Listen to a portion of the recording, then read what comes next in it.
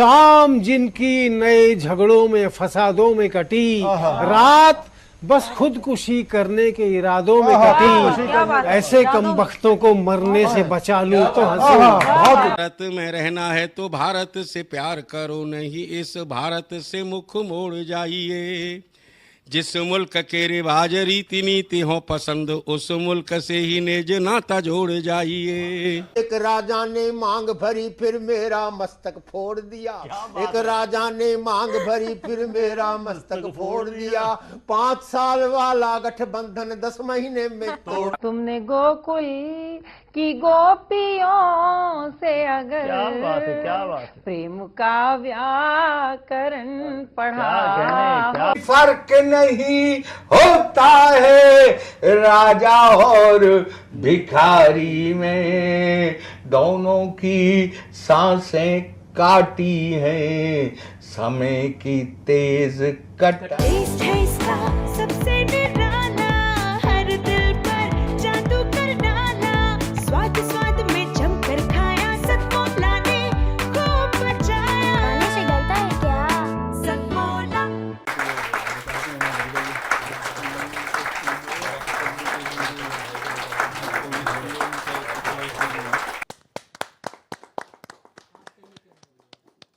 नमस्कार, सतमोला कवियों की चौपाल में आप सभी दर्शकों का हार्दिक स्वागत है। सतमोला कवियों की चौपाल आपकी अपनी चौपाल।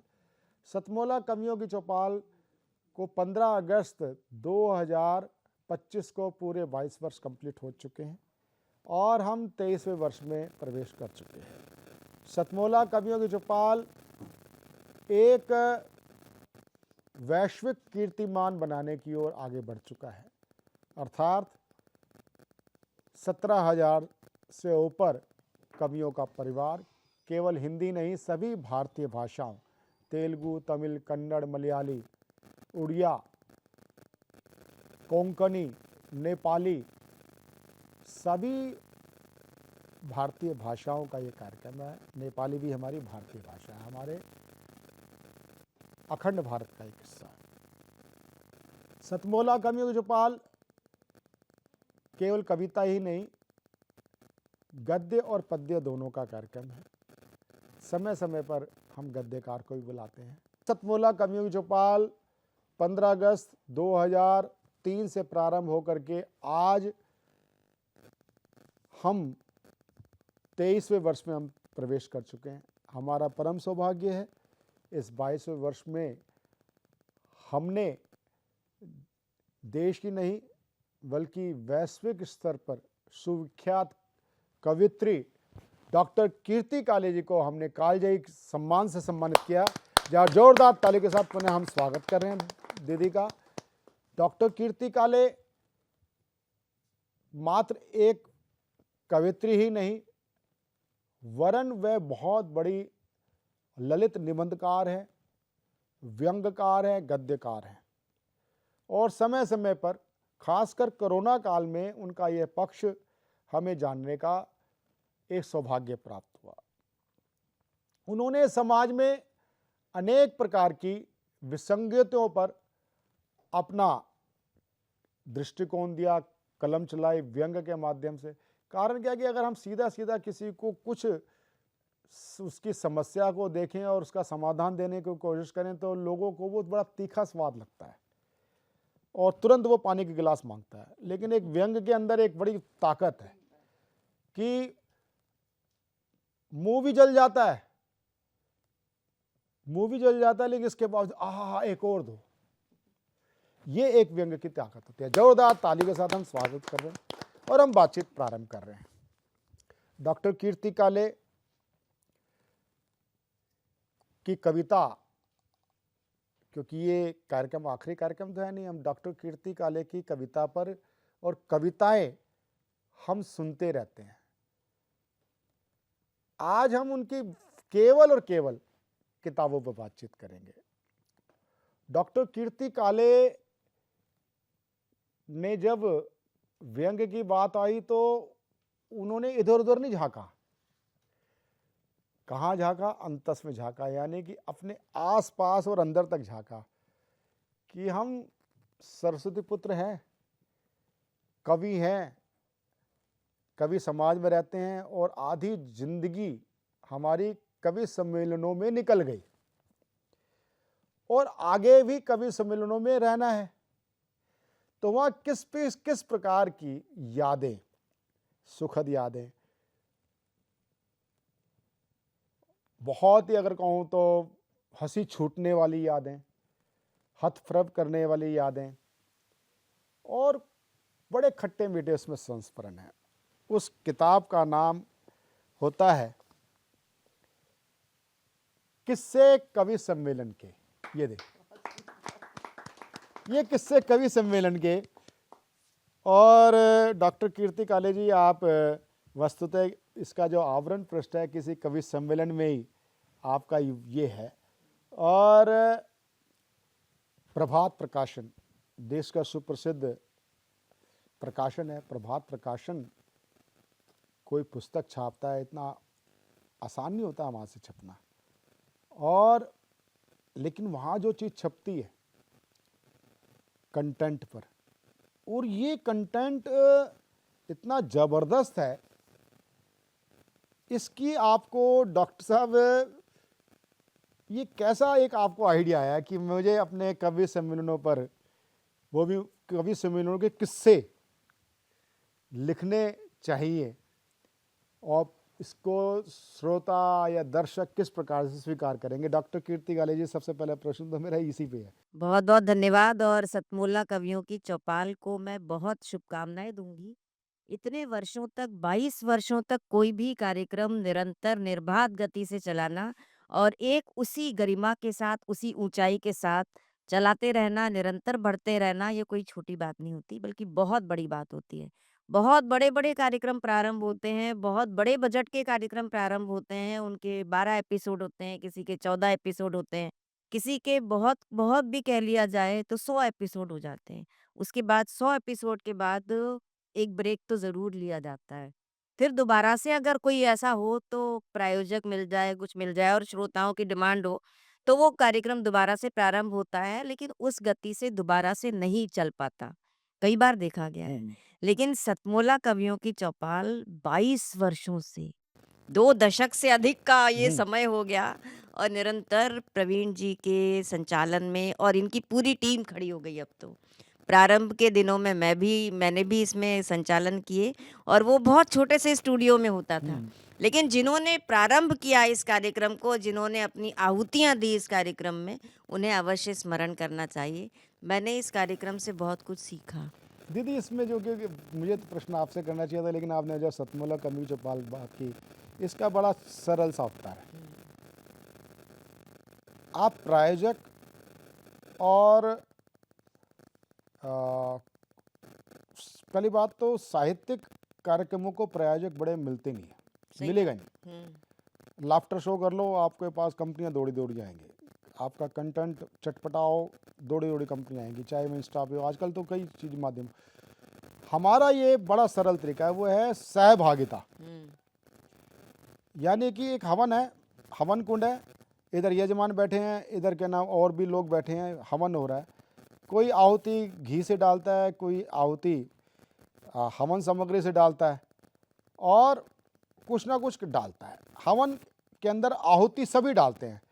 ये आहुति अर्पित करने का माध्यम, सहभागिता का सिद्धांत ही कार्यक्रम को जीवन पर्यंत चलाता रहेगा।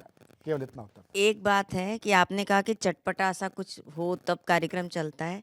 इसमें चटपटा की आवश्यकता इसलिए नहीं है क्योंकि इसके प्रायोजक ही चटपटे हैं। सतमोला जो सतमोला के जो नमकीन है, उनकी चटपटी गोलियां हैं, वो इतनी चटपटी हैं कि इस कार्यक्रम में अलग से चटपटेपन की आवश्यकता नहीं है। आपने जो प्रश्न किया कि मुझे ये लिखने की प्रेरणा कैसे मिली, ये अपने आप में पहली पुस्तक है जो कवि सम्मेलन के प्रामाणिक संस्मरणों पर लिखी गई हैं। स्वयं के संस्मरण, किसी ने दूसरों के संस्मरण तो लिखे हैं, लेकिन स्वयं के संस्मरणों की पूरी पुस्तक मेरी नॉलेज में अभी तक नहीं आई थी। श्री सुरेंद्र दुबे जी जो जयपुर में रहते थे, विश्वविख्यात हास्य कवि और गीतकार थे, उन्होंने और मैंने, हम दोनों ने मिलकर एक पत्रिका निकाली थी, कवि सम्मेलन समाचार। और कवि सम्मेलन समाचार एक मासिक पत्रिका थी और वो कवि सम्मेलनों पर आधारित पहली पत्रिका थी। उसमें मेरा काम ये था, मैं उसकी उप संपादिका रही हूँ। मेरा काम ये था कि मैं विभिन्न समाचार इकट्ठे करूं, पूरे देश भर में कहाँ कहाँ कवि सम्मेलन हुए, किस किस ने काव्य पाठ किया, किसने अध्यक्षता की, किसने संचालन किया और किसने क्या क्या सुनाया, और कोई विशेष घटना हुई हो तो उसका भी जिक्र करूं। तो बीज रूप में तो यहाँ से ये बीज पड़ा, तो लोग मुझे बताते थे कि इस कार्यक्रम में क्या क्या हुआ। तो ये लिखते लिखते मेरे मन में ये बात आई कि इतनी सारी घटनाएं होती हैं दूसरों के साथ, मेरे साथ भी तो बहुत सारी रोचक संस्मरण हैं, और इसका कवि सम्मेलनों का जो 100 वर्षों का इतिहास है, अभी तक इसका दस्तावेजीकरण नहीं हुआ। किसी को कोई जानकारी नहीं। इतने बड़े बड़े कवि आए जिन्होंने कवि सम्मेलन के लिए अपनी रातें दी, पूरा जीवन दिया। मतलब कवि सम्मेलन कोई पार्ट टाइम जॉब नहीं है, आप भी समझते हैं, फुल टाइम जॉब है। इसमें एक एक सांस इस पूरे कवि सम्मेलन को देनी पड़ती है, अर्पित करनी पड़ती है। जिन लोगों के नाम आज चमकदार दिखाई दे रहे हैं, या जिन लोगों के नाम लोगों के होठों पर आ रहे हैं, ऐसे मत समझिए कि वो केवल मंच पर गए, माला पहनी, कविता सुनाई और वो रातों रात में बहुत बड़े बन गए। एक परफॉर्मेंस देने के लिए भी 1000 तैयारियां करनी पड़ती हैं, भले ही कोई व्यक्ति कितना भी बड़ा हो जाए। ये लिखने की प्रेरणा मुझे कवि सम्मेलन समाचार पत्रिका में उप संपादिका के काम करते हुए हुई। और जब कोरोना काल में मेरे पास थोड़ा समय था, लिखने तो मैंने पहले ही प्रारंभ कर दिए थे प्रवीण जी, कुछ संस्मरण मैंने लिखे थे, और उसका जो मैंने एक पूरा बंडल बनाया था लिखने के बाद, कहीं ना कहीं जो हमारे घर में काम हुआ उसमें वो पूरा खो गया। मैं आपकी इतने सारे संस्मरण मैंने लिखे हुए थे, पूरी किताब मेरी तैयार थी, लेकिन वो संस्मरणों का पूरा बंडल जो था, पांडुलिपि बनाकर रखी थी, वो कहीं ना कहीं खो गई। फिर मेरा मन थोड़ा सा ऐसे हो गया कि अब दोबारा से फिर मेरा मन हट गया। लेकिन कोरोना के समय में जो हमने कार्यक्रम किए, यहाँ भी ओम प्रकाश कल्याणी जी भी बैठे हैं, हम दोनों ने मिलकर कुछ कार्यक्रम किए ऑनलाइन। फिर मैंने दोबारा से लिखना प्रारंभ किया। उसके धीरे धीरे करते करते इतने संस्मरण हो गए, फिर मैंने ये पुस्तक प्रकाशित कराई। दीदी एक बताऊं, अभी अनायास जब मैं पुस्तक आपकी पढ़ रहा था, मुझे एक उसमें संस्मरण आया। आप डॉक्टर सुरेंद्र दुबे जी के साथ आपने काम काफ़ी किया हुआ, और गीत चांदनी से भी आप बेहद सक्रियता के साथ जुड़ी रही, और अक्सर उनके लिए काफ़ी आपने कवि सम्मेलन भी किए, उनकी कोई शायद पत्रिका थी, उसमें भी आप गीत चांदनी के नाम से, क्योंकि मुझे एक ध्यान आता है कि मेरे पिताजी भी गीत चांदनी में 1-2 बार गए, तो उसमें मैं भी ये देख रहा था कि ऐसा भी हुआ गीत चांदनी में 1992 में कि विशंबर हाँ, तो उसमें एक कुंवर जावेद जी ने एक पंक्तियां कुछ सुनाई थी, गीत सुनाया था, जो भी है। मैं तेरा कौन सा रखूं नाम, सुबह बनारस रखूं या फिर रखूं अवध की शाम, और गुलमोहर गुलनार चमेली या गुलाब की प्रिय सहेली, तुझको फूलों में फूलों की रानी कैसे मानूं, मुझको अपने पास बुलाकर खूब खिलो तो जानूं। ये तो पंक्तियां थी, लेकिन इसके साथ कुछ मज़ेदार किस्सा भी जुड़ा हुआ है। हाँ, आपने ये जो किस्सा खोल दिया एकदम से, वो बहुत ही अनोखा सा संस्मरण है, और ऐसा कभी होता नहीं है। लेकिन ये मैं बड़ी ताज्जुब में पड़ गई कि ऐसा भी कोई कर सकता है या ऐसा भी होता है, मैंने कभी नहीं सोचा था। गीत चांदनी तरुण समाज जयपुर का बहुत ही प्रतिष्ठित कार्यक्रम है। विशंबर मोदी जी उसके संस्थापक हैं, तरुण समाज के, और आज भी वो गीतों के प्रति उतने ही उनकी निष्ठा है और उतना ही समर्पण है। इतने 85 वर्ष के वो हो गए। गीत चांदनी में जब मैं गई, शायद 1992 में या 93 में पहली बार गई थी ना। हाँ, और वो एक बार जब मैं गई तब कुंवर जावेद जी वहाँ बहुत ही बड़े गीतकार, गज़लकार वहाँ पर थे। अब उन्होंने वहाँ ये घोषणा की माइक से कि मुझे ब्लड कैंसर डॉक्टर ने घोषित किया है, और उन्होंने बताया है कि मेरी उम्र अब केवल 3 महीने बची है, तो आप लोग जितना चाहें आज मुझसे सुन लीजिए, पता नहीं अगले वर्ष मैं आ पाऊँ या नहीं आ पाऊँ। और ब्लड कैंसर उस समय और आज भी ऐसी बीमारी है कि उसे देखकर मतलब सुनकर ही एकदम से हृदय कांप जाता है कि इस इतने भले चंगे व्यक्ति को ऐसी बीमारी हो गई, ऐसा रोग हो गया। अब ये तो हमें दोबारा से दिखेगा या नहीं दिखेगा। सब लोग सन्न रह गए, बिल्कुल सन्न रह गए। माहौल ऐसा बन गया कि अब पता नहीं क्या होगा। और वास्तव में कुंवर जावेद जी, उनका व्यक्तित्व देखने योग्य अभी भी है, तब तो बिल्कुल ही था। तो वो हाँ, तब तो और ही था, बहुत यंग थे।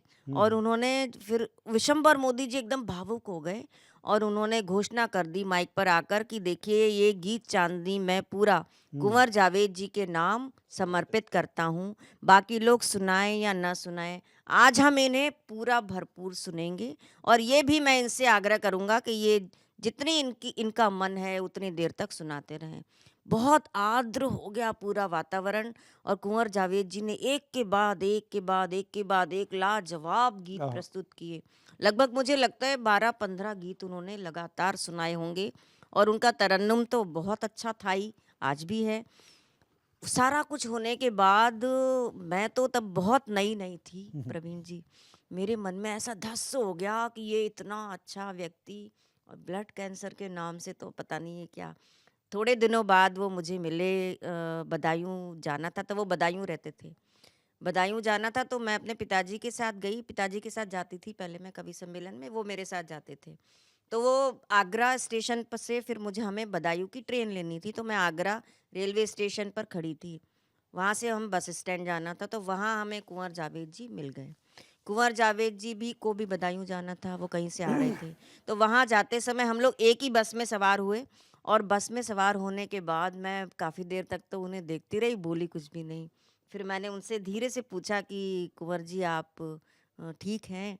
तो बोले हाँ हाँ मैं ठीक हूँ, मुझे क्या हुआ? तो मैंने कहा कि नहीं, आपने वहाँ जो बताया था ना आपको ब्लड कैंसर हो गया है। तो बोले अरे नहीं, वो तो मैंने ऐसे ही कह दिया था। तो मैं एकदम हतप्रभ रह गई कि कोई व्यक्ति इतनी बड़ी बीमारी को ऐसे ही कैसे कह सकता है। तो आज मैं समझ नहीं पा रही हूँ। आज भी ईश्वर करे उनकी आयु बहुत लंबी हो, आज भी वो हैं और बड़े स्वस्थ हैं।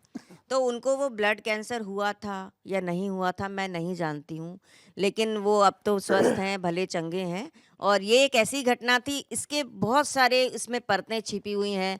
आप अपने हिसाब से इसका हल निकाल सकते हैं, उत्तर निकाल सकते हैं कि सच क्या हो सकता है और क्या थोड़ा बहुत सच नहीं हो सकता। आपकी और अनेक पुस्तकें हैं, इसमें अगली पुस्तक की ओर बढ़ूं। इसमें एक जो अब कई कवि हमारे बीच में नहीं हैं और उनके साथ आपकी काव्य यात्रा भी लंबी रही है, चाहे वो कुंवर बेचैन जी की रही हो, अभी कुछ समय पहले महेंद्र शर्मा जी भी अब हमारे बीच में नहीं रहे। बड़ा लंबा साथ रहा इन लोगों के साथ। और इसमें एक पृष्ठ ऐसा भी दिखाई दिया जब बच्चों ने हूट कर दिया, वो क्या किस्सा था?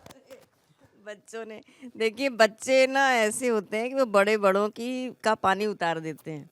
बच्चों से हम कुछ नहीं छिपा सकते। एक कवि सम्मेलन में मैं गई, वहाँ उस समय मैं बहुत जमती चली जा रही थी कार्यक्रम में। हर कार्यक्रम में मेरी परफॉर्मेंस इतनी अच्छी हो रही थी कि मुझे ओवर कॉन्फिडेंस हो गया था कि मैं खड़ी होते ही तालियां बजनी शुरू हो जाएंगी। और ये ओवर कॉन्फिडेंस कभी भी अच्छा नहीं होता।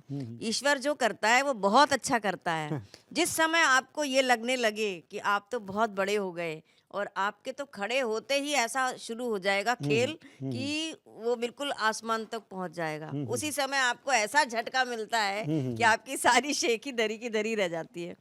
तो ये कार्यक्रम मुझे लगता है अजमेर के आसपास का कहीं है, मैंने लिखा है इसमें।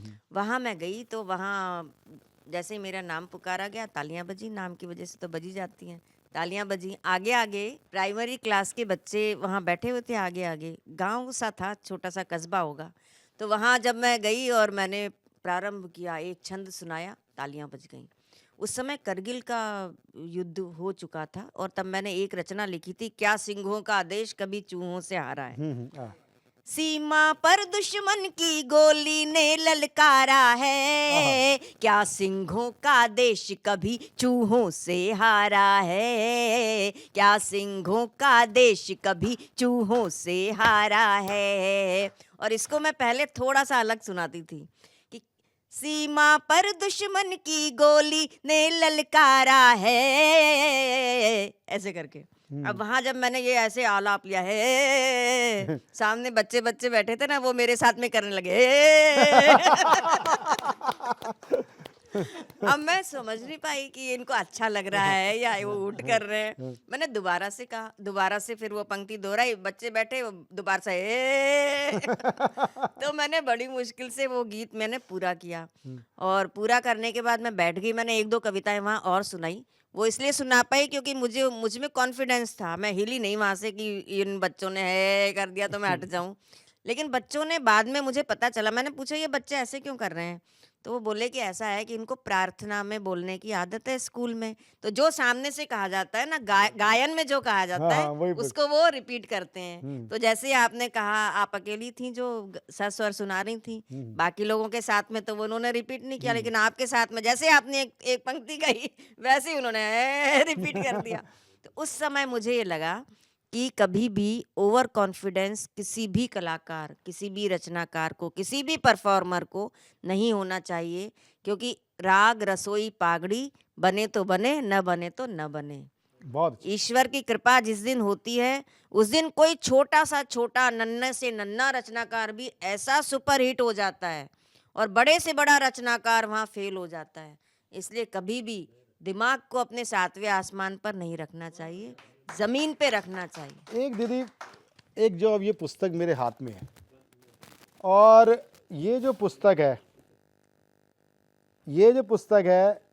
एक तरफ डॉक्टर कीर्ति काले है, और इस आवरण पृष्ठ में मुझे एक तो लगता है सुनिश्चित तौर पे ये जो छोटी बच्ची है, ये डॉक्टर कीर्ति काले का बचपन है। और किताब का नाम भी बड़ा प्यारा है, फरफंदो। और इसके कुछ पृष्ठों में आपके आत्मकथ्य हैं, पूरी पुस्तक में मैंने कई जगह देखा। और मैंने एक कविता प्रारंभ में सतमोला कवि चौपाल के प्रारंभ में रिकॉर्ड की थी, संभवतः 20 साल हो गए उसको रिकॉर्ड किए हुए। उसमें कविता में पंक्तियों का जो भाव था, गीत का भाव था कि एक जो बच्ची होती है, बिटिया होती है, वो जरा सा मुस्कुरा भी ले तो एक गुनाह हो जाता है उसका। थोड़ा सा अपनी इच्छाओं को उड़ान दे तो कुछ ना कुछ समाज उस पे उसके पर कतरने लगता है। कैसी 87 हाँ। तो मुझे बड़े रोचक इसमें है, जैसे फर्ज को लोग, जैसे कि आपकी माता जी ने कहा तू तो बंदरी लग रही है, ये बंदरी की बेटी है, कुछ ऐसे बोला, और आपने उसको कितना, आपके बाल मन में वो शब्द कहाँ तक पहुँच गए। ये पूरी जो किताब है, अगर मैं कहूँ तो ये एक उत्कृष्ट, मेरी दृष्टि से बाल साहित्य की एक बड़ी बाल मन की किताब है। इस बारे में मन आपका करे तो वो 2-3 पंक्तियां दोहरा दीजिएगा कविता के, क्योंकि वो कहीं ना कहीं किस पूरी पुस्तक के अंदर से वो कविता का भाव भी निकलता है, और बचपन के अनेक प्रकार के संस्मरण इसमें हैं। तो डॉक्टर कीर्ति काले जी, इस पे अगर आप, मेरा बड़ा मन था फरफंदो के बारे में आपसे बातचीत करने का। हाँ, मेरे पिताजी मुझे कहते थे फरफंदो, और इसी का नाम है ये। और वो इसलिए कहते थे कि मैं बहुत शरारती थी। शरारती ऐसी थी कि बल्कि कहते हैं फरफंदो का अर्थ ये होता है कि हम फसाद करने वाला, जबकि मैं कोई फसाद नहीं करती थी, लेकिन मैं जो करती थी वो फसाद बन जाता था, पता नहीं क्यों फसाद बन जाता था।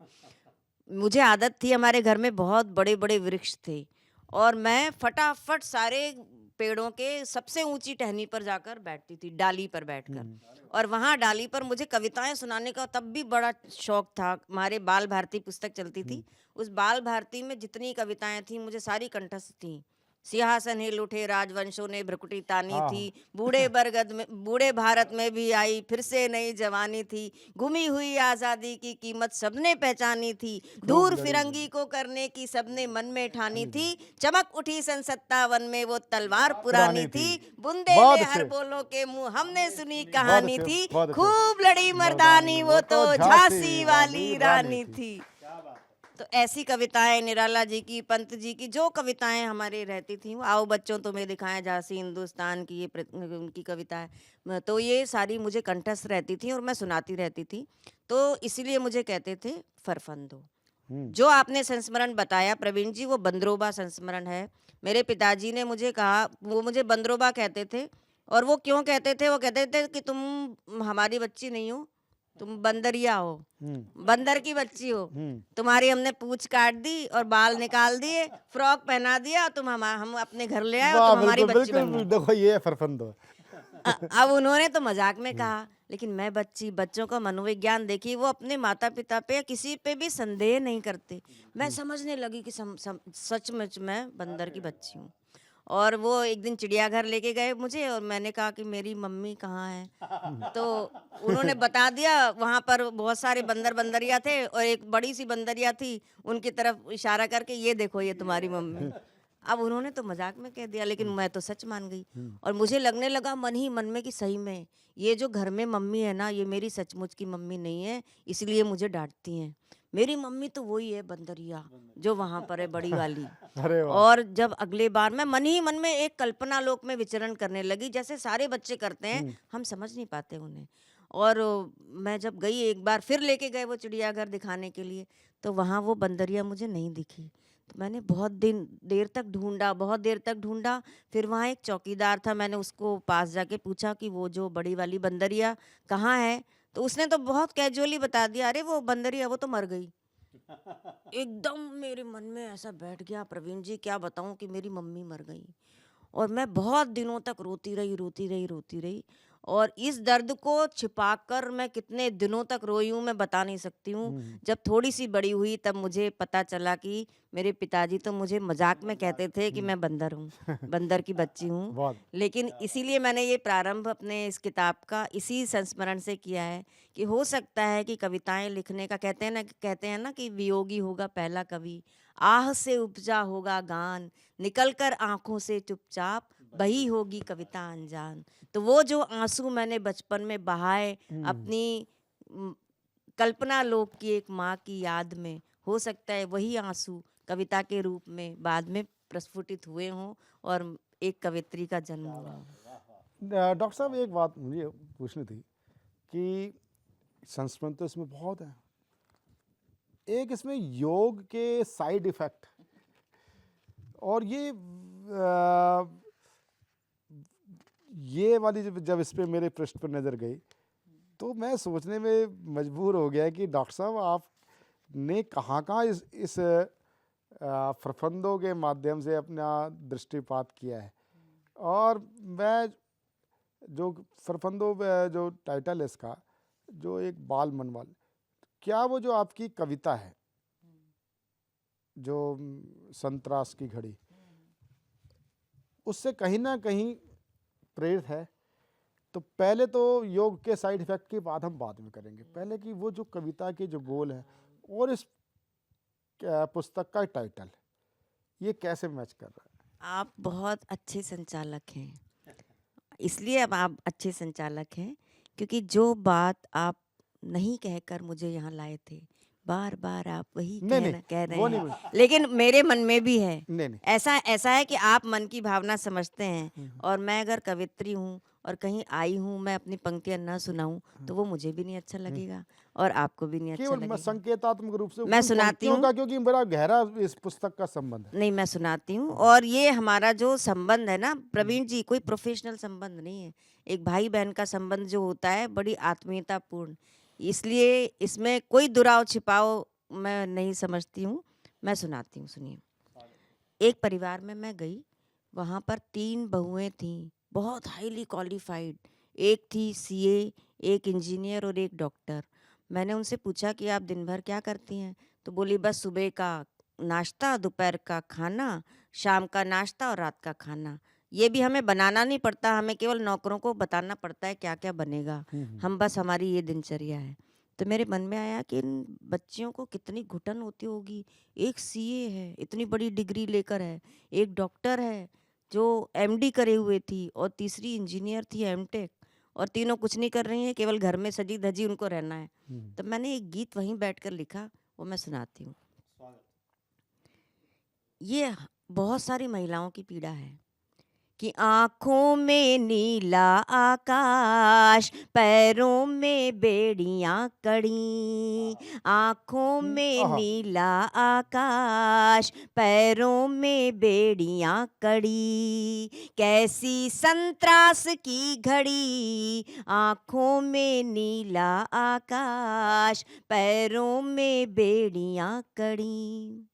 होठ जरा गुनगुना लिए, कैसा कोहराम मच गया, और धड़कने धड़क गई जरा, सन्नाटा एक खिंच गया। कटघरे में कर दिया खड़ा, कटघरे में कर दिया खड़ा, तोहमतें लगी बड़ी बड़ी। कैसी संत्रास की घड़ी, आँखों में नीला आकाश, पैरों में बेड़ियाँ कड़ी। दीदी, ये जो पंक्तियां हैं, क्योंकि ये मैंने थोड़ी सी पुस्तक पढ़ी पूरी, लेकिन कहीं ना कहीं मेरा जो है ना, अंदर से ये पुस्तक को देख के, इसका टाइटल और इन पंक्तियों को देख करके एक संयोग बन रहा है। उस संयोग पे थोड़ा सा बताएं कि मतलब कि ना, ये कविताएं तो आपकी अलग अलग विषय पे हैं, अलग अलग दृष्टिकोण पे हैं, और ये इन पंक्तियों का इस पुस्तक के साथ क्या सामंजस्य है? देखिए, जो मन के भाव होते हैं ना, वो कभी कविता की शक्ल में बाहर निकलते हैं, कभी कहानी की शक्ल में निकलते हैं, कभी किसी लेख की शक्ल में निकलते हैं, कभी संस्मरण की शक्ल में निकलते हैं। हर भाव अपने साथ अपना शरीर लेकर आता है। मतलब ऐसा नहीं, भाव तो आत्मा है ना, और उसका शरीर भी वो स्वयं ही निर्धारित करता है। जैसे कि गर्भस्थ कोई शिशु होता है, वो धीरे धीरे धीरे धीरे बनता है, एकदम से तो एक दिन में बन नहीं जाता, 9 महीने लगते हैं उसे पूरा बनने के लिए। वैसे ही कोई भाव अंदर ही अंदर पकता रहता है, और धीरे धीरे धीरे धीरे वो अपना कलेवर स्वयं बनाता है, और उसके बाद वो लेखनी चलती है, और उसी कलेवर में वो बाहर निकलता है, वो रचना निकलती है। तो मेरे मन के जो भाव हैं, वो अपने आप निर्धारित कर लेते हैं कि हम कविता में बाहर निकलेंगे, या किसी लेख में निकलेंगे, या संस्मरण में निकलेंगे, या किसी अन्य शक्ल में निकलेंगे, किसी कहानी में, किसी लघु कथा में।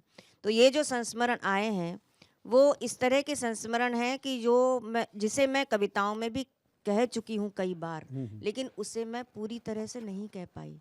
जो छूट गया कविताओं में कहना, वो इन संस्मरणों के रूप में बाहर आया है। और मुझे ऐसा लगा कि हर रचना अपने बाद कोई न कोई ऐसी चीज़ छोड़ जाती है जो कवि कह नहीं पाता, और वो जो नहीं कह पाता, उसी से अगली रचना का सृजन होता है। वाकई में दीदी, आपने जो बात कही और जो मैंने प्रश्न किया, वो मुझे लगता है वो प्रश्न सही था। और इस कृति के ऊपर में कई इसमें संस्मरण है।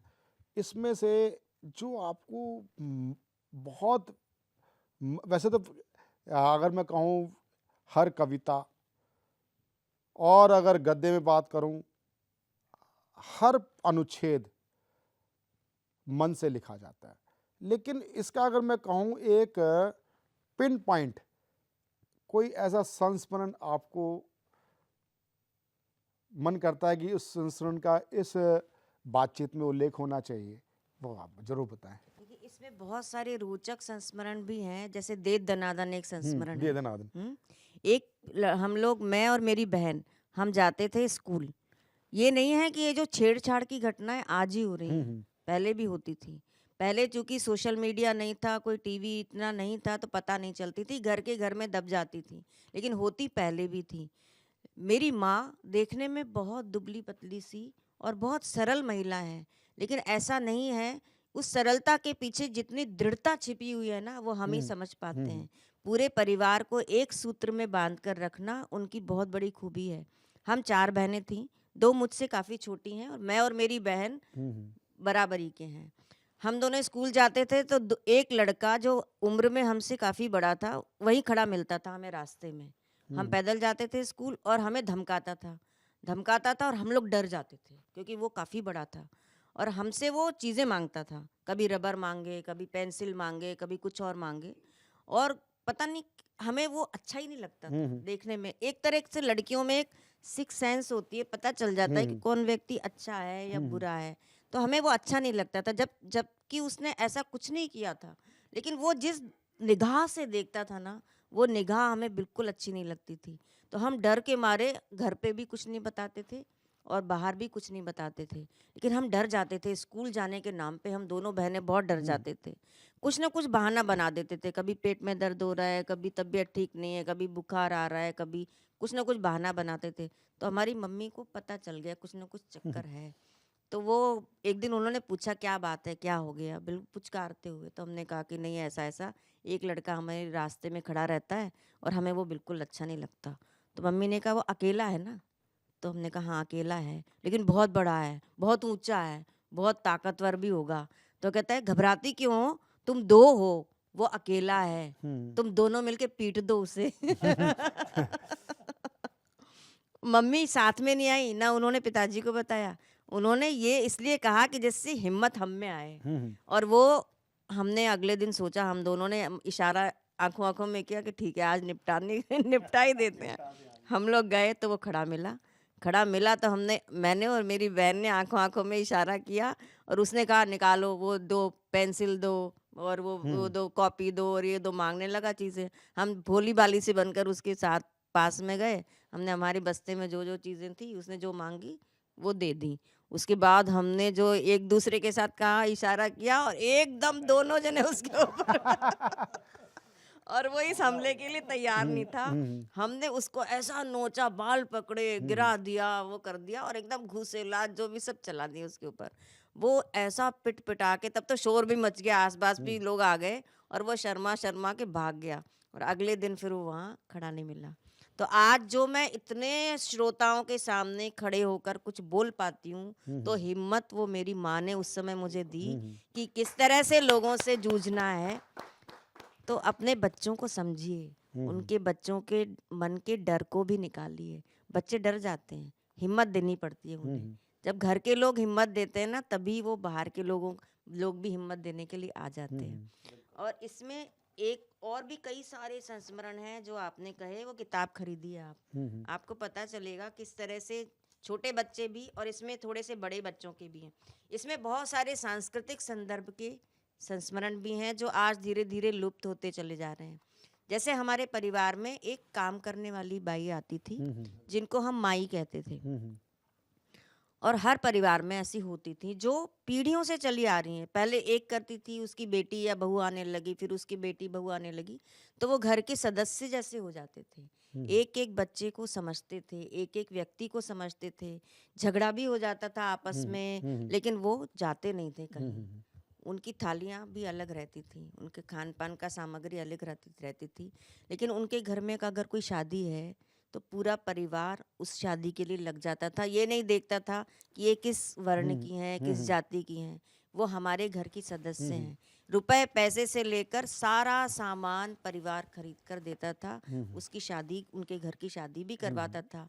अगर तबीयत खराब हो गई तो उसको कोई नहीं कहता था कि तुम काम करो, तुम बर्तन मांजो, तो वो घर पे आके आराम भी कर लेती थी। खाना पीना उसको सब मिलता था। ऐसा नहीं कि बहुत समृद्ध हमारा परिवार था, लेकिन ऐसा हर परिवार में होता था। और एक संस्मरण इसमें है, कलई करने वाले। आजकल तो दिखते नहीं हैं। हाँ, कलई है करने ना? वाले, वो तो बर्तन कलई वाले। बर्तन कलई। तो पहले जो पीतल के बर्तन होते थे ना, पीतल के बर्तन होते थे तो वो ऐसे नहीं होते कलई थे, करा उनके ऊपर लेते। हर महीने या 2 महीने के बाद कलई होती थी। तो मेरे चाचा जी ने मुझे कहा कि ये ना सारे सोने के हैं। कितने बता ये सोने के बर्तन है। तो मुझे लगता था सोना तो मतलब राजा महाराजाओं के यहाँ होता है।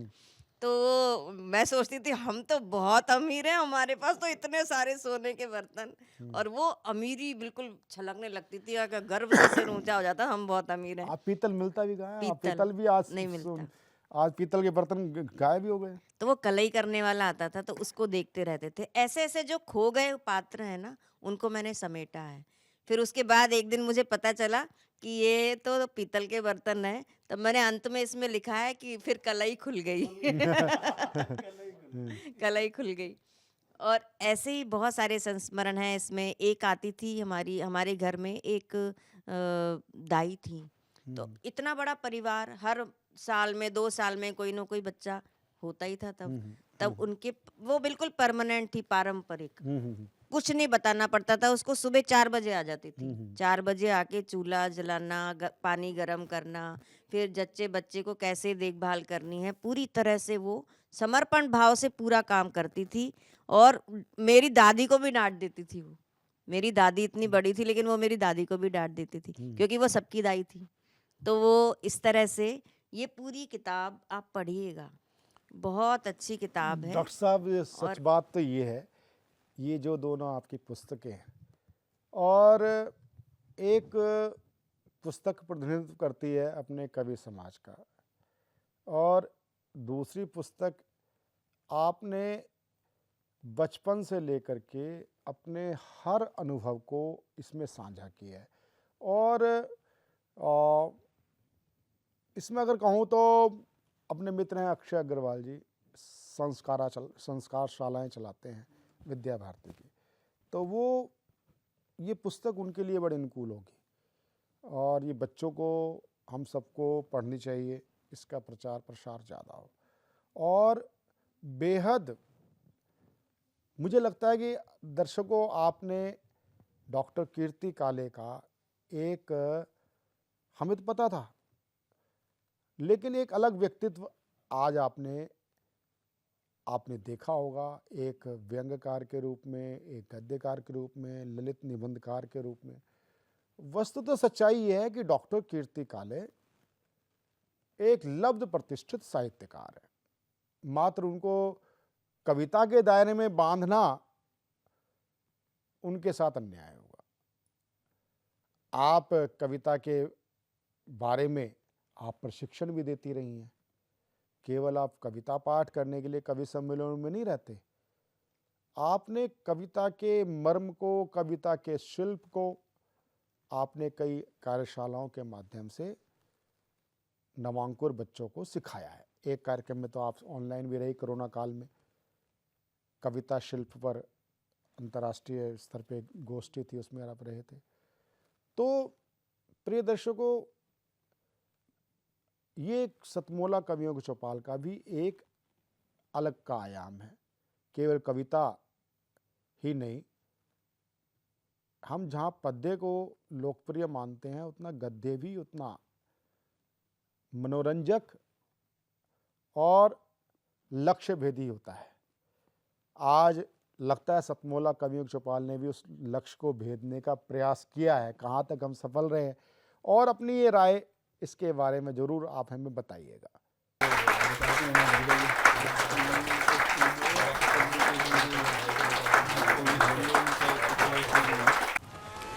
शिट! रोहन, अभी तक पढ़ाई शुरू नहीं की ना तुमने? बालकनी का ग्लास भी तुमने ही तोड़ा था ना? तुम्हारे पापा को बताऊंगी। मम्मा, मैंने ग्लास के साथ एक फ्लावर पॉट भी तोड़ा था। हाँ? सतमोला खाओ, कुछ भी पचा।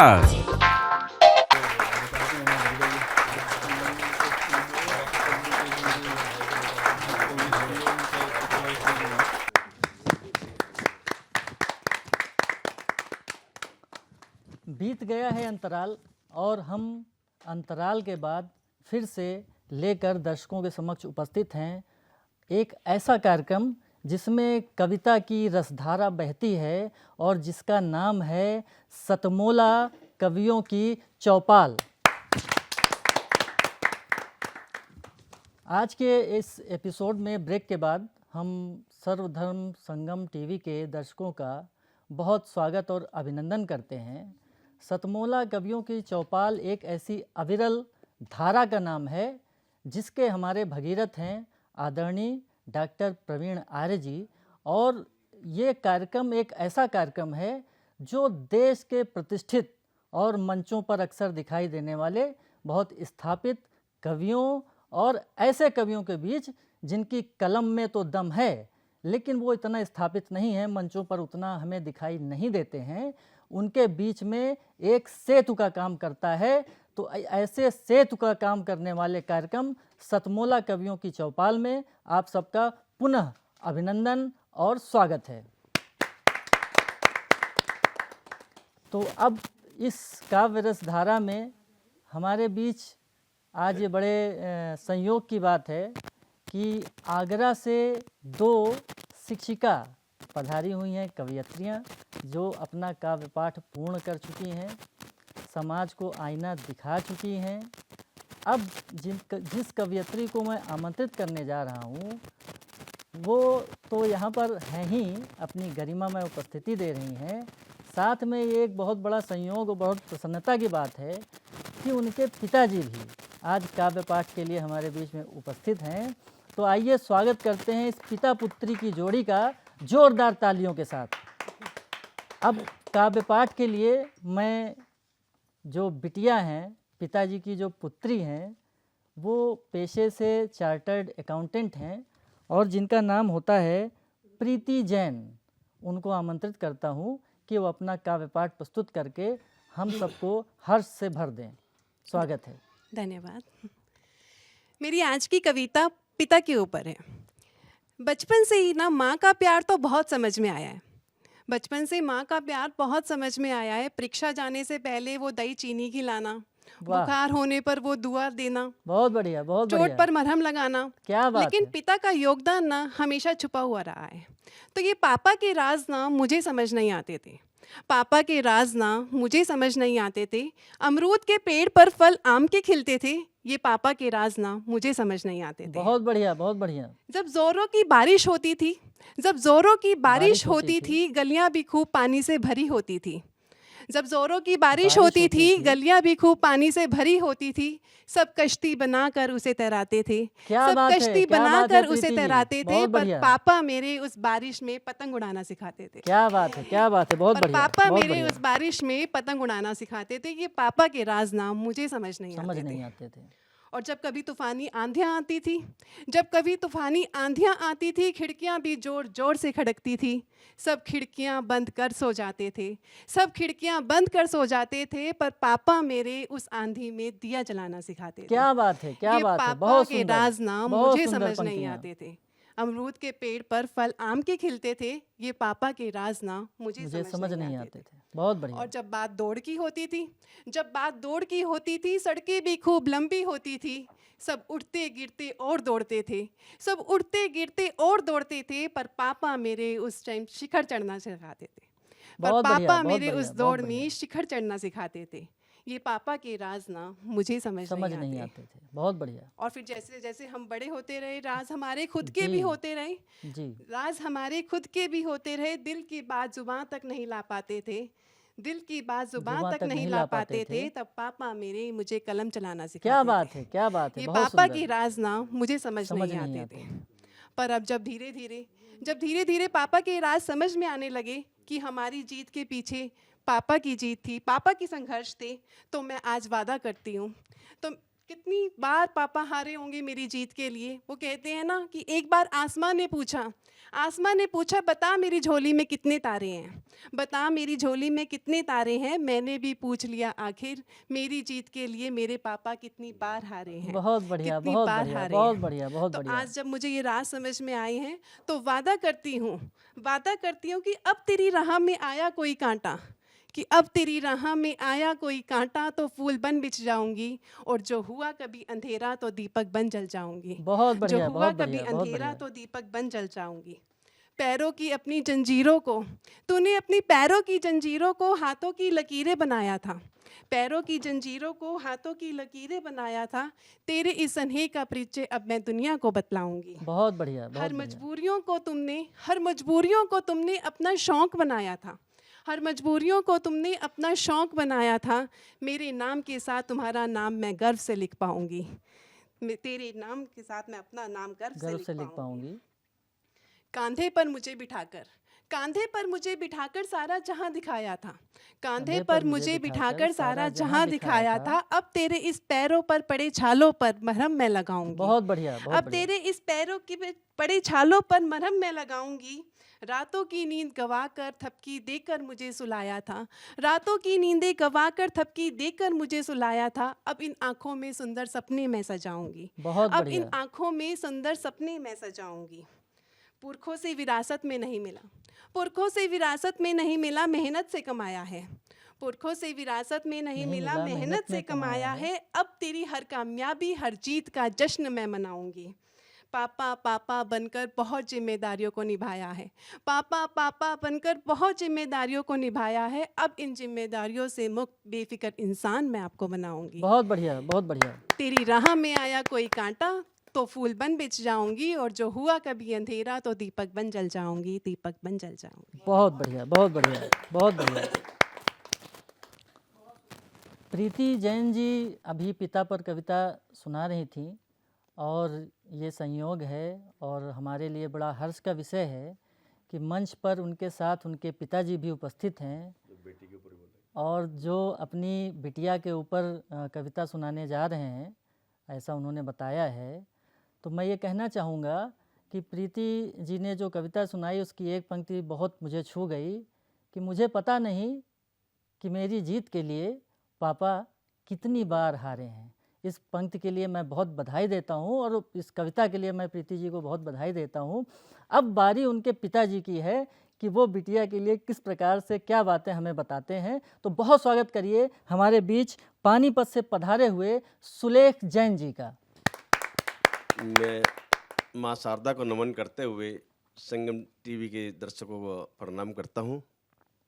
मैं कोई कवि के रूप में कहिए या वैसे कोई शायर नहीं हूँ, लेकिन फिर भी अपनी बेटी के लिए जो मैंने कहा है, या मैं अपने हरियाणा के बारे में बताऊंगा पहले तो कि हमारे हरियाणा के लोग कैसे हैं। जी बिल्कुल, हरियाणा का आदमी क्योंकि अगर मंच हरियाणा पर उपस्थित है तो हरियाणा की बात तो जरूर ही करेगा, उसके बिना तो काम ही नहीं चलेगा। क्योंकि तो स्वागत है आपका। हरियाणा के लोग लड़ाई करने में बहुत आगे रहते हैं। जी जी जी। क्योंकि महाभारत हुआ वो भी वहीं हुआ, मुझे लगता पानीपत की 3 लड़ाई वो भी मुझे वहीं लगता है हुई। इस चीज़ से पूरा देश अवगत है, और मुझे तो लगता है कि पूरी दुनिया के लोग इससे अवगत हैं।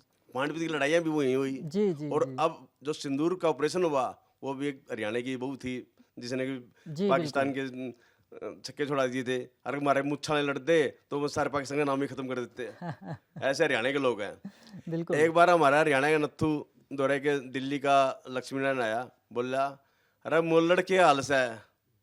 वो हमारा नत्थू का लग रहा नूकर बोलिया, हरियाणा के लोग मोलड़े हुए हैं, उनकी नूनी बेरा 2 कितने हुए हैं, नो बेरा क्यों नहीं, 2 5 हुए हैं। बेरा क्यों नहीं मतलब बताया क्यों नहीं। जी 2 5 हुए हैं। जी। नो देखा नहीं मोल रहे नोर कितने हुआ है, नो 2 और 4 नो ला शर्त लगा शर्त लगा ली शर्त 5 हज़ार रुपये की शर्त लगा ली। तो शर्त लगा ली, बोल 2 कितने हुआ है, वो बोला 4, दे गुस्सा दे ला दे, बोल को 2 5 होते हैं। ये तो खैर हरियाणा के अच्छी आदमी तो लाई की करती विशेषता है होती तो है। क्या लगा अच्छा 2 5 हुआ है, नो दे 5 हज़ार रुपये। तो अगले दिन फिर लक्ष्मी नारायण सोचने लगे भाई ये तो मेरे 5 हज़ार रुपये पिटाई भी होगी और 5 हज़ार भी गई। अगले दिन 2 दिन मेहमानों को अपने साथियों को पहलवानों को साथ ले गया, बोला देखो इसने, और भाई नत्थू क्या हाल है, बोला ठीक है वही हाल है।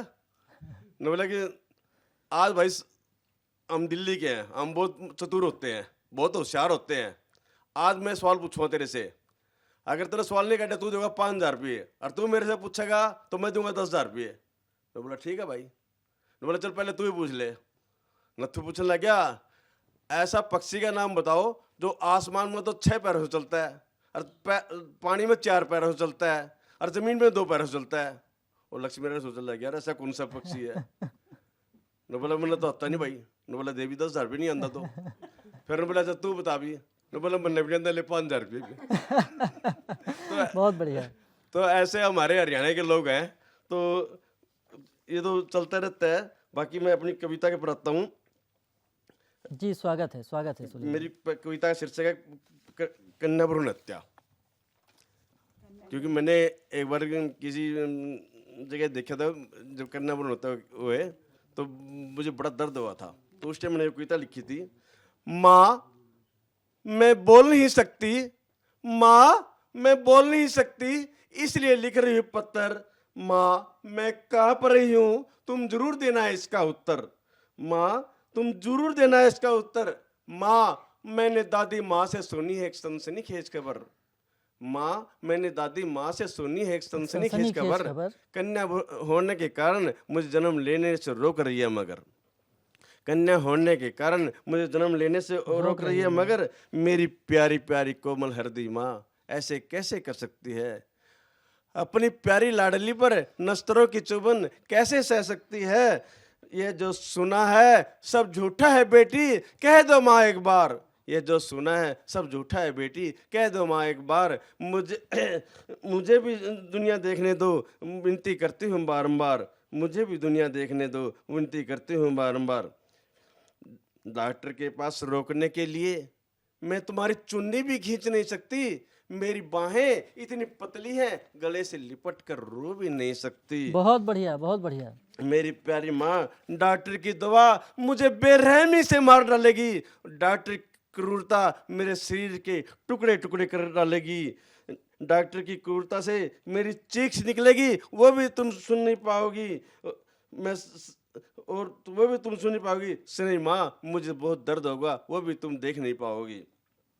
माँ सच कहती हूँ, न खर्चा बढ़ाऊंगी, न पापा पर बोझ बनूंगी। मुझे जन्म लेने दीजिए, तेरे आंगन में छम छम छम नाचूंगी। बस मुझे जन्म लेने दीजिए, मुझे जन्म लेने दे। चांद तारों भरे आसमान को देखने दीजिए। काम तेरा बटाऊंगी, उपकार तेरा मानूंगी। बस जन्म लेने दीजिए, बस जन्म लेने दीजिए। सुलेख अगर बेटे हैं निराले तो बेटियां भी हैं निराली। बहुत बढ़िया, सुलेख बहुत बढ़िया। अगर बेटे हैं निराले तो बेटियां भी हैं निराली। कन्या भ्रूण हत्या पाप है, बेटियां ही दुर्गा लक्ष्मी और महाकाली। क्या बात है, बेटियां क्या ही बात दुर्गा है। लक्ष्मी और महाकाली। और आगे मैं अपने जीवन की एक सच्ची घटना जो इस बेटी के ऊपर ही है, मैं आपके समक्ष रखा दूं। बिल्कुल सच्ची संक्षेप, घटना। बिल्कुल संक्षेप में सुनाइए, स्वागत है। हाँ, हम एक बार वैष्णो देवी गए माँ के दर्शनों के लिए जी। कुछ लोग बेटा तो कुछ लोग धन मांग रहे थे अपने लिए।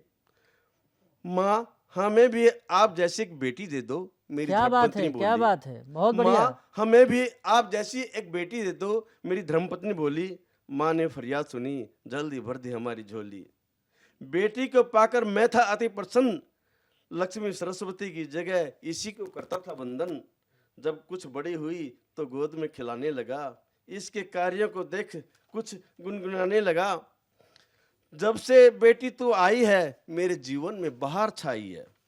सिर्फ बेटी नहीं तू मेरे जीवन की परछाई है। आज जो मिला मुझे वो खूबसूरत नजराना हो तुम। मुझे जिंदगी जीने का मिला एक अर्थपूर्ण बहाना हो तुम। मेरे चेहरे पर जो खिले वो प्यारी मुस्कान हो तुम। मेरे जीवन का उद्यान, तेरे चेहरे को देख खिले मेरे जीवन का उद्यान हो तुम। तुझसे मिली मुझे प्रेरणा जब हर पल तुम मुस्काती हो। मिलती मुझको नई ऊर्जा जब सबके मन को लुभाती हो। सदा फलो फूलो तुम अमर बेल सी बढ़ती जाओ। धन धन्य से परिपूर्ण हो हर लक्ष्य में बढ़ती जाओ। बहुत बढ़िया, बहुत बढ़िया सुलेख जी। चांद बहुत सितारों को छूना तुम, हर चेहरे की मुस्कान बन जाओ। सुलेख दिल से निकले यही दुआ, हर जन्म में मेरी बेटी बन जाओ। हर मेरी जन्म में मेरी बेटी बन जाओ। उसके बाद फिर आगे क्या हुआ, घर वाली मांगने लगी फिर दुआ। माँ ने इतनी भरपूर कृपा कर डाली, एक के बाद चार चार पोतियां मुझे दे डाली। बहुत बढ़िया, बहुत बढ़िया। माँ एक भैरव को भी आने दो, बोली घर वाली। मुझे इतनी नहीं चाहिए दुर्गा और महाकाली। बहुत बढ़िया। माँ बोली पहले हम 9 को आने दो, पहले हम 9 देवियों को पहले हमें 9 को आने दो, फिर इच्छा रखना भैरव को अच्छा, पाने को। भैरव जी की इच्छा महिलाएं ही रखती हैं ज्यादातर। फिर इच्छा रखने भैरव को पाने को। माँ 9 की जगह 18 आ जाएंगी, पर मेरी धर्मपत्नी कभी भी कन्या भ्रूण हत्या नहीं कर पाएगी। बहुत बढ़िया, बहुत बढ़िया, बहुत बढ़िया, नहीं बहुत करवाएगी, नहीं करवाएगी, कन्या भ्रूण हत्या नहीं करवाएगी। तो ये थे सुलेख जैन जी, जो कन्या भ्रूण हत्या पर बहुत ही सशक्त कविता के माध्यम से अपने विचार प्रस्तुत कर रहे थे। और ये सुलेख जैन जी बहुत ही प्रतिष्ठित कवि हैं और ये 2 पुस्तकें हैं इनकी, कलम के सिपाही और कलम के साधक। इन दोनों पुस्तकों में इनकी रचनाओं को संकलित किया गया है। तो इसके लिए हम सतमोला कवियों की चौपाल परिवार की ओर से इनका अभिनंदन करते हैं और बहुत बधाइयाँ देते हैं। अब सुलेख जैन जी ने जो बेटियों पर बात कही है, तो मैं अपनी बात को समाप्त करूँगा। कभी मैंने कहा था कि वो आती है आ जाने दो, वो आती है आ जाने दो, घर में खुशियाँ छा जाने दो। वो आती है आ जाने दो, घर में खुशियाँ छा जाने दो, उससे घर में रौनक होती, उससे घर में रौनक होती। और घर है यदि शरीर जैसा, तो घर की आत्मा है बेटी, तो घर की आत्मा है बेटी। आप सभी का बहुत बहुत धन्यवाद। तो खैर, आज का ये आपको एपिसोड कैसा लगा, और सतमोला कवियों की चौपाल में आप सम्मिलित होना चाहते हैं, जैसे डॉक्टर कीर्ति काले जी ने भी पूछा था, ये कार्यक्रम 20-22 वर्ष की यात्रा चल रही है और मैं आपको पूरा विश्वास दिलाता हूँ ये जीवन पर्यंत चलेगा। प्रवीण आर्य नहीं भी होगा तो भी ये कार्यक्रम चलेगा। उसका एक मूल सिद्धांत है सहभागिता का सिद्धांत, और सहभागिता अपने आप में बहुत एक सशक्त प्लेटफॉर्म होता है। ये वाला नहीं कि तू भी राजा मैं भी रानी, कौन भरेगा पानी, ये आजकल प्रायोजित कार्यक्रमों में होता है। कई कार्यक्रम कविता के प्रारंभ होते हैं और कार्यक्रम बंद हो जाता है। उसका कारण, मूल कारण क्या होता है कि प्रायोजकों की कमी। यहाँ हम सभी इस कार्यक्रम के मालिक हैं, सब इसमें कंट्रीब्यूशन डालते हैं। कुछ लोग इसको आलोचना की दृष्टि कहते हैं, भाई ये तो ऐसे कविता पैसा दे के पढ़ी जाती है, ये नहीं। अब कीर्ति जी आई हैं, क्या पैसे दे के आई हैं क्या? लेकिन कीर्ति जी का समय ही अपने आप में अमूल्य है। ओम प्रकाश कल्याणी जी का, वरिष्ठ कवियों का समय देना ही सतमोला कवियों की चौपाल के लिए अमूल्य आहुति है। मैंने कहा ना, कोई घी से आहुति डालता है, कोई सामग्री से डालता है, कोई संविधा डालता है, लेकिन डालना अनिवार्य है, तभी यज्ञ पूर्ण होता है। यही सतमोला कवियों की चौपाल अपनी अनुष्ठान निरंतर चलता रहेगा परस्पर सहयोग से। तो इस सतमोला कवियों की चौपाल के लिए यजमान बने। यजमान कैसे बन सकते हैं? सदस्य बन करके टीवी स्क्रॉल पे चल रहे नंबर 97118218 पर आप हमसे संपर्क कर सकते हैं। हमारी टीम आपसे संपर्क करेंगे। मिलते हैं अगले रविवार ज्येष्ठ और श्रेष्ठ कवियों के साथ। नमस्कार।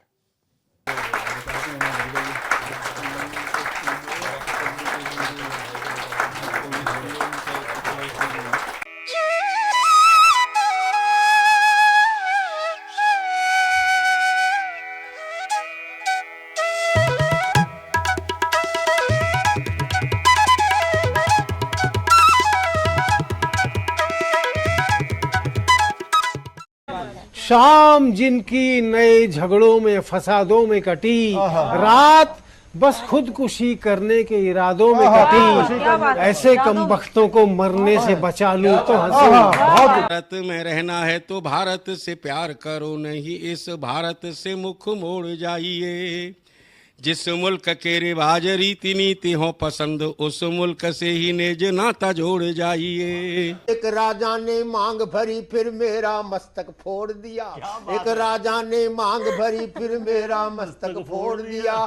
5 साल वाला गठबंधन 10 महीने में तोड़। तुमने गोकुल की गोपियों से अगर क्या बात है। प्रेम का व्याकरण पढ़ा, फर्क नहीं होता है राजा और भिखारी में, दोनों की सांसें काटी है समय की तेज कट। थोड़ी तो इज्जत कर ले उनकी। वो तेरा मामा लगता है? जज साहब मामा कह रहे हैं आपको। इन दोनों जॉली की बातों का क्या करें, ना समझ आए ना अजब हो, पर जब हो सतमोला का चटपटा स्वाद साथ तो हर बात पचेगी।